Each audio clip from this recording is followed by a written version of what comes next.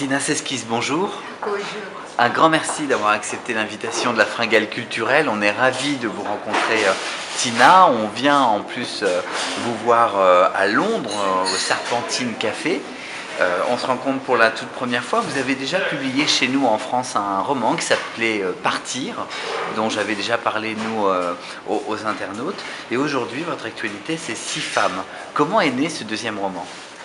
I actually had the idea for this story when I was doing a creative writing class 5-6 years ago, and I was asked to do a story about water, and it was like a 20 minutes writing exercise, and I came up with this idea in total. So I thought, one day I'm going to write a story, I'm going to write a novel about that story. So after I finished Première, I then decided to write this story, which was originally a 20-minute story. Tina, comment sont nés les 6 personnages de ce livre ? Well, interestingly, the 6 people in the story are actually my best friends from university, or they're inspired by my 6 best friends from university. So I had to make sure when I published the book that they read it and weren't offended by anything I put in, because when I say inspired, they're not those people. So there is the one woman who is in an unhappy marriage, and she is wealthy but her husband works all the time and she's just not very happy. There's the career-minded one that's kind of a bit of a, excuse the expression, hard bitch. There's the happily married, kind of homely one. There's one whose husband has died. There's the one that is the wild child, and then the 6th one is the one that kind of has never really found happiness and is always looking for her perfect. And funnily enough, the last one is inspired by me, but I am actually married with a child, so... Alors justement, en termes de construction, Tina, vous n'arrêtez pas de faire des flashbacks. Un coup on est dans le présent, un coup on va dans le passé, et ça, c'est très très bien maîtrisé. Ça vous a pris du temps à construire tout ça dans votre tête en tant que romancière ?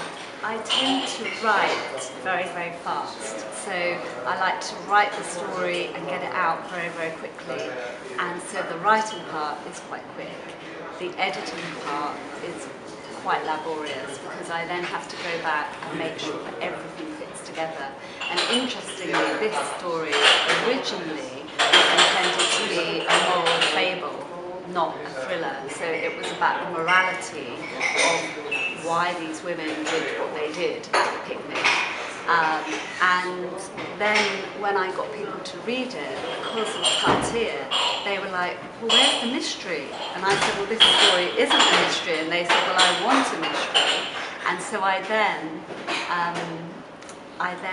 went ahead and actually turned it into a mystery, and actually took out crucial bits of information, and so I reverse engineered it to become a mystery.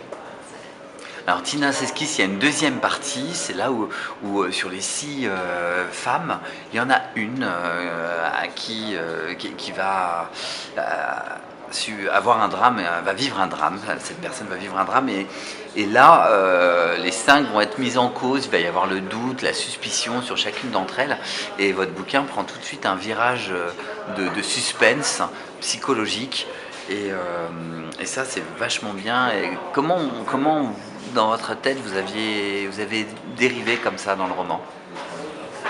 Again, originally I wrote it more as a straight telling of it, and then I thought it would be interesting to not know which of the women had disappeared, so to hold back that information.